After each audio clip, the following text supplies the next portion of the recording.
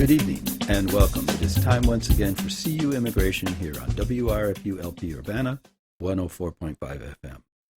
I will be your host for this evening. My name is Mr. Garza, and I'm here to let you know that WRFU is an open forum for the Urbana-Champaign community. Views expressed are those of the speakers and are not representative of WRFU, UCIMC, or, as we like to say on the televised version of this show, UPTV. These views are our own. And by our, in this instance, I mean myself and anyone whose essay or article I've happened to be reading who is presenting a view of some sort. So blame them or blame me, but don't blame WRFU, UCIMC, or UPTV, or anybody else. Just don't blame anybody. Blame me. That's probably the best way to go about it. Anyway, it's been a couple of weeks. I don't know if the transmitter is fixed at WRFU yet. You may or may not be hearing this over the radio. It may just be online. I don't know. But you can always catch us on UPTV and some reruns there, or YouTube, because we post these on there as well. So anyway, we've got an election. It is finished. We have a new president. Some of us are very happy. There are a few out there that probably aren't, but I know I am very, very happy about this. And so this show will be primarily about kind of what's ahead, what's coming up, how are things looking, and what direction do they seem to be going. So the first article is from the Harvard Business Review entitled Research, the Cost of a Single U.S. Immigration Restriction. On June 22nd, 2020, President Trump issued an executive order significantly reducing the number of people eligible for non-immigrant work visas, arguing that due to high domestic unemployment during the pandemic, the entry of certain aliens as immigrants and non-immigrants would be detrimental to the interests of the United States. This new restriction barred nearly 200,000 highly skilled international workers, many of whom hold advanced degrees in STEM fields, and on whom U.S. companies rely to fill key talent gaps from entering the U.S. As researchers who study immigration and geographic mobility, we're interested in examining the immediate impact of this EO on business. To that end, we conducted a study in which we tracked changes in stock price for all publicly traded Fortune 500 companies in the U.S. That is a total of 471 firms. In the aftermath of this executive order, we found that immediately after the new policy was announced, these companies' market valuations dropped by about 0.45%, representing a total loss of around $100 billion. Moreover, these companies' stock prices remained below their pre-executive order levels for at least 10 days after the announcement, suggesting that the losses we'd identified represented a significant impact, not a temporary blip. In addition, our research also found that this negative impact was much more pronounced for the 295 firms that had maintained or increased their reliance on foreign workers during the years prior to the executive order, as measured by growth in each firm's labor condition application requests, a proxy for companies' reliance on H-1B visa employees. Specifically, these companies experienced a drop in market valuation of 0.5 to 0.6%, while the companies whose reliance on foreign workers had decreased in recent years experienced a valuation drop of only 0.3%. Meaning firms that relied more on foreign employees took almost twice as great a hit in the wake of the announcement. This suggests that the reduction in valuation we measured were in fact caused by the executive order rather than by other unrelated economic disruptions, since other disruptions, such as the impact of the pandemic or political uncertainty, would presumably have affected all firms equally regardless of their reliance on foreign workers. Our study was limited to the immediate aftermath of the executive order, but our findings fits into a larger body of research suggesting that immigration restrictions can harm the U.S. economy in myriad ways. For example, one study reported that when firms hire fewer highly skilled immigrant workers, it actually leads them to hire fewer skilled workers overall, including both international and domestic employees. In addition, a comprehensive report from the National Academies of Sciences, Engineering, and Medicine found that in 2016 there was little evidence that immigration significantly affects the overall employment levels of native-born workers. The report went on to describe the value of immigrant labor in no uncertain terms, stating, quote, "The infusion by highly skilled immigration of human capital has boosted the nation's capacity for innovation and technological change. The contribution of immigrants to human and physical capital formation, entrepreneurship, and innovation are essential to long-run, sustained economic growth. Innovation carried out by immigrants also has the potential to increase the productivity of natives, very likely raising economic growth per capita. In short, the prospects for long-run economic growth in the United States would be considerably dimmed without the contributions of high-skilled immigrants." The list of research-backed downsides to restricting immigration goes on and on. Studies have shown that policies restricting U.S. firms' ability to hire global talent for highly skilled positions can have a long-term negative impact on those companies' profits, productivity, innovation, and growth.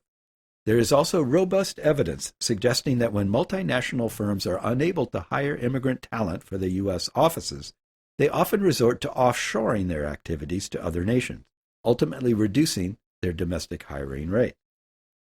Another study conducted by one of us, Manjari Chowdhury and Do Yoon Kim, documented the role of skilled immigrant workers in transferring novel ideas from their home countries to the U.S. The study found that teams with both immigrant and domestic employees benefited from combining their diverse ideas, exhibiting greater levels of innovation than teams without immigrant members. Yet another study, conducted by two of us, Mr. Chowdhury and Danny Bahar, as well as Hillel Rappaport, examined the impact of immigration on a country's technological innovation, finding that countries with more immigrants who filed patents in a given specialization were significantly more likely to become globally competitive in that specialization. This suggests that the Trump administration's restriction on the immigration of highly skilled workers could have a lasting negative impact on America's global competitiveness, significantly reducing productivity and innovation and impeding the country's post-pandemic economic recovery. Especially in the midst of an economic crisis, the research clearly suggests that policymakers looking to support the American people should focus on easing, not increasing human capital restrictions on businesses. Our study has shown that limiting firms' ability to hire top global talent has an immediate negative impact on their valuations, adding yet another data point to the growing body of evidence demonstrating that restricting immigration to the U.S. harms the country's economy and its citizens. We hope that these findings can inform the ongoing policy debate and that they can inspire the incoming Biden administration to take a more productive approach to immigration policy in the months and years to come. So that's where we have been for a while, and that's what we're up against here. And so we will see what Mr. Biden has in mind here. But first, here's an opinion from the New York Times. It states, Biden must reckon with Obama-era immigration mistakes. So, stepping back for a second, we all remember the deporter-in-chief name that was given to President Obama during his tenure, and how people, immigrant rights activists, complained about what was going on at the administrative level, despite the friendly rhetoric coming from the president. There was this disconnect between what he was saying and what was actually happening on the ground. Not a huge disconnect, perhaps, in some ways, but a significant enough one that people felt that there was a problem here. And so I suspect that this article is going to be about that very topic. So, Biden must reckon with Obama-era immigration mistakes. Deportations carried out back then left immigrant communities fractured and financially devastated. On March 9th, 2016, at the Democratic debate in Miami, Lucia Caggi was an undocumented mother from Guatemala who got to speak to the presidential candidates. Her husband, Andres Jimenez, whom she described as a hard worker, had been deported in 2013 after he was caught driving without a license, and she was raising her 5 children by herself. Her voice broke with emotion when she asked, "What can you do to stop deportations and reunify families?" "I will do everything I can to pass laws that would bring families back together," Hillary Clinton pledged. "I will do everything that I can to unite your family," Bernie Sanders said. Mr. Jimenez was among the 3 million people deported under the Obama administration, many of whom had jobs, homes, and children in the United States. They were banished to Mexico and beyond. More than 4 years later, Ms. Oiji's family remains separated. She still struggles to pay rent. A nearby church provides the family with donated clothing, food, and a place to pray for help. Her 17-year-old daughter, Angelica, has heard of Joe Biden's pledge to create a task force to reunite children separated from their parents at the border by the Trump administration. Why can't they help us as well? She wondered. When people demand the reunification of immigrant families today, they usually mean the thousands of asylum seekers separated from family members in the last 4 years. The specter of the Trump administration's family separation at the borders was so haunting that the term has been kind of narrowed, says Noreen Shah, Senior Advocacy and Policy Counsel at the American Civil Liberties Union. But just because these things happened in the past, that doesn't mean they don't have a really awful present effect. If Mr. Biden is serious about securing our values as a nation of immigrants, he can't just reverse President Donald Trump's decisions or label deportations under President Barack Obama a big mistake. He must repair the harm that was done when he was vice president, which left communities fractured and financially devastated, as the public health researcher William D. Lopez observed in his book, Separated.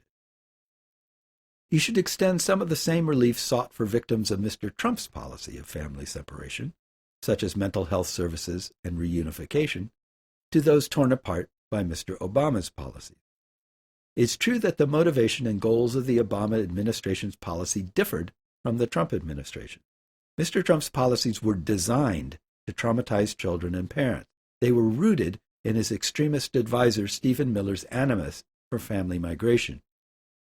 It matters that the Obama administration's actions were not sadistic, but it doesn't mean they weren't harmful.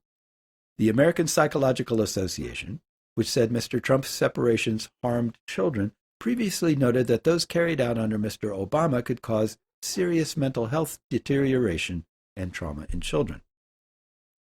Mr. Obama may not have separated families asking for refuge at the border as a matter of policy, as Mr. Trump did, but he did separate those with roots in the United States. He said he was after felons, not families, but deportees have families, and most have committed only immigration offenses. Since being deported, a number of them have struggled with depression and substance abuse in Mexico, dreaming of their loved ones in the United States. Mr. Biden's immigration plan, which cites the need to restore sensible enforcement priorities, sounds familiar. A pledge to prioritize serious criminals, protect families, and end raids in sensitive environments. Mr. Obama had the same goals, saying he was after gang members, not a mom who's working hard to provide for her kids.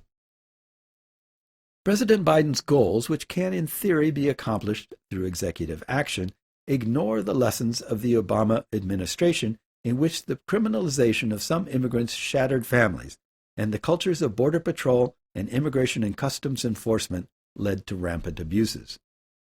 Ms. Shah said Mr. Biden needs to be honest about the over-reliance on memos and the lack of accountability for ICE and the Border Patrol. They enjoyed impunity for killings and other abuses under Mr. Obama, as well as Mr. Trump, she noted. We actually have to limit the discretion of the officers and the agents who act on xenophobia and bigotry, and who do horrific things to human beings under the pretext of immigration enforcement, Ms. Shah said. It's not a matter of just appointing the right people. You've got an entrenched agency culture of abuse and impunity. It's going to take a lot of oversight and accountability. Mr. Biden will need congressional and independent oversight, and he's going to have to change the narrative around immigration, fundamentally disentangling it from criminality. Otherwise, he'll fail to rally support for some of his most ambitious goals, such as promising to end prolonged detention and to provide a pathway for citizenship for the nearly 11 million people in the United States without legal status. For the latter, he needs Congress and a game plan for fighting the conservative disinformation campaign that Mr. Miller and his nativist allies are likely to launch. They can't afford to forget the lessons of the so-called Gang of Eight bill, which died in the House in 2014 amid an onslaught of falsehoods casting immigrants as welfare-guzzling criminals. Representative Pramila Jayapal, a Washington Democrat, plans to introduce a resolution for comprehensive immigration reform that demonstrates how to change the narrative from the top, rejecting the quid pro quo framing of previous immigration reform efforts in which immigrant protections come in exchange for increased border militarization. The resolution seeks to dismantle the U.S. deportation machine and decriminalize immigration offenses, creating instead scalable civil consequences, such as fines and community service. It aims to end incentives for local police to work with federal immigration officers. About 70% of ICE arrests occur after contact with local police officers or state prisons. Our intent is really to disentangle the criminal justice and immigration systems, Ms. Jayapal said in an interview. Mr. Biden has said he doesn't believe that the police should turn immigrants over to ICE to be deported, but his plan doesn't mention banning ICE detainers or discouraging police cooperation with ICE. He should throw his support behind Ms. Jayapal's resolution, co-sponsored by her Democratic colleagues Alexandria Ocasio-Cortez and Yvette Clarke of New York, Jesus Garcia of Illinois, Judy Chu of California, and Veronica Escobar of Texas.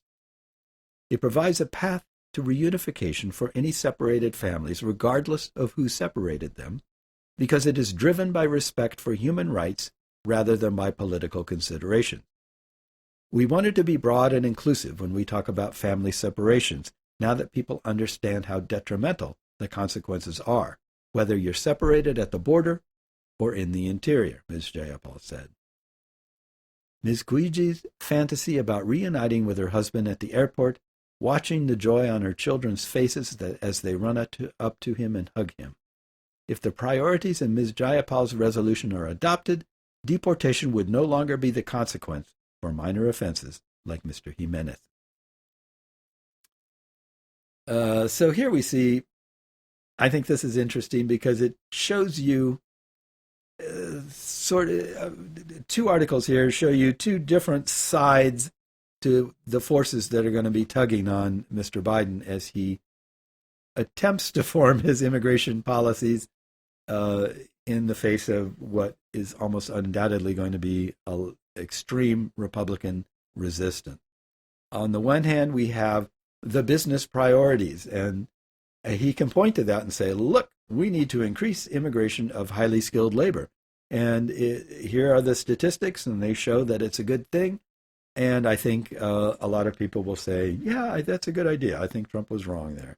And then on the other hand, he's being pushed from the left with ideas like this, which I think are really good. But I can easily predict enormous pushback on this.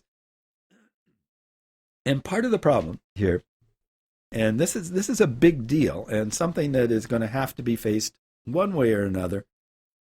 I don't know how it's going to be dealt with, but there is a huge right-wing media machine, Fox News, talk radio hosts like Rush Limbaugh, and so on and so forth, that operates not as an alternate policy marketplace. Like, hey, we should be doing this. Here's the advantages of this. Here are the disadvantages of that. It instead operates simply to denigrate and in an attempt to destroy democratic initiatives of any sort for any reason or no reason at all. It attempts to demonize the other, anyone who's not a Republican, basically, not a conservative Republican, and just tear down and tear apart and sow suspicion and create doubt. And so they're going to take this and run with it. Oh, it's good. They're just going to run with it like it's their birthday, and they just got the best present ever. Because the whole topic of immigration has become a useful tool for dividing people into right and left. If you're a lefty, you just want to open the borders and say, come on in. Here's some free goodies. Hang out, do what you want, break the law. We don't care. We want you here. You're a terrorist? Come on in. We don't care. On the right, it's like we defending the flag, defending freedom, our way of life, our religion, our this, our that, our whatever. And so it's not just a matter of being right. It's also a matter of finding a way to defang these basically snakes in the grass. Fox News, Newsmax, talk radio, all these things are they're just sitting there waiting to bite you. It's like little traps. They lay little traps and trying to trap you and things. I mean, it's really bad. It's really, really bad, and it's a huge, huge problem. I have no idea how to deal with it because, I can try to provide counter information, but information is not the battleground upon which they fight. It's emotion. It's what does it sound like to you? How does it make you feel? How can we make you feel that this is a bad thing? And so one classic problem between so-called left and right arguing is the left tends to go, well, here's the logical reason why our idea is good. And the right tends to go, oh, that's terrible. It's horrible. You're attacking me. You're attacking my way of life. You're attacking us. You're hurting us. You are doing bad things. You hate us. You are an evil person. And if you've ever tried to argue with someone that's, attacking you personally, when you're attacking their stance on something, it's almost impossible to do because you're talking about two entirely different things. And that's the problem that President Biden is going to face. And this article here kind of clearly demonstrates, because this is written by someone who's pro-immigrant, who believes that we should treat immigrants with respect, that they're valuable members of society, and that we need to alter our laws in ways that allow people personal dignity and opportunity. I completely agree with this, but at the same time, I completely see the dangers and pitfalls in pushing in this direction, because if President Biden is unable to go all that way that far, it's going to be, it's all Obama all over again. It's going to be that same kind of attack, like he said it, but he doesn't really mean it. And the problem is going to be that there are too many people on all sides of the political spectrum who just think that their way is so obviously the right way that they can't see how it's possible for someone to disagree with that. I believe, and don't get me wrong, I believe that the things in this letter, or it's not a letter, but it's kind of written like, dear Mr. Biden, here's where you could go wrong. The items in this article are completely correct. And I believe that it is proper, and it would be proper, to extend, for example, family reunification beyond just the families that were separated by Trump, but to go all the way back, as far as possible and try to fix some of the mistakes of the past while you're trying not to make mistakes in the future. But how you would go about doing that, I think it's going to take some time. I think we're going to have to sort of, I don't want to say sneak up on reform, but we're going to have to just push and keep pushing, and that we're going to get little bits of what we want as we go along. And we're going to have to learn to be satisfied with small steps. And I know people are saying, no, it's too late for small steps. We have to just make big changes. We have to do big things. Yeah, we do, but you don't get there by leaps and bounds. Trump is a great example of what happens when you try to just suddenly change everything. I mean, he came in and literally tried to turn the clock back to the 1950s, destroy everything that had been done as far as progress in the last, I don't know how many years. I mean, all the way back to the pre-civil rights days, back to the 60s. He was trying to turn the clock back that far. And, I mean, it was a disaster. And it's going, the first 4 years, I suspect, of Biden's administration, he's just going to be digging us out of the hole that Trump put us in, or trying to. He's not going to get us ahead in very many ways. He's just going to be pulling us back to where we could have been or should have been if Trump hadn't been there creating all his damage. So we're going to have to be patient. I know there are a lot of people that are looking at me, we can't wait. We got this and we need that. And it's true. We do need those things. But we're going to have to be patient because we're not where we should be moving forward. We're way, way, way back here trying to move forward to where we should be. So going to take time. Anyway, I'm off on a tangent here, but I just wanted to get that out there because it's something that's happening and it's going to happen.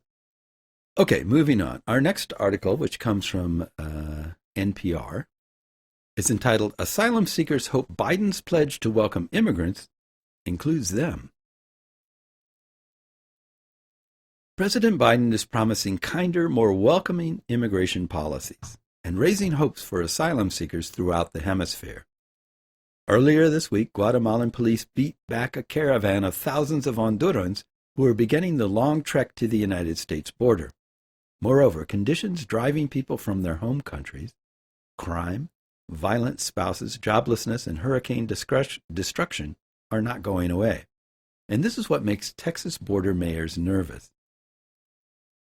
It's not difficult to predict that we're going to see some more individuals coming across our borders, says Trey Mendez, mayor of Brownsville, Texas. So any sort of policy that may allow more individuals to cross is something we want to coordinate with the federal government. One of the most daunting immigration challenges facing the new president is what to do about the multitudes of migrants who want asylum in the U.S. The Trump administration had all but shut down the asylum system. As a result, there's a huge pent-up demand for asylum protection. But local officials on the U.S.-Mexico border are anxious to avoid a humanitarian crisis like the ones we've seen in recent years, and senior Biden advisors say they can't overhaul the asylum system with the flick of a switch. They say it will take months to increase processing capacity and create fair asylum policies. Across from Brownsville, 600 refugees are living in Matamoros, Mexico, waiting to find out if the U.S. government will grant them asylum. The refugee camp owes its existence to former President Donald Trump's Remain in Mexico program. That administration formerly called the program, his critics say perversely, the Migrant Protection Protocol.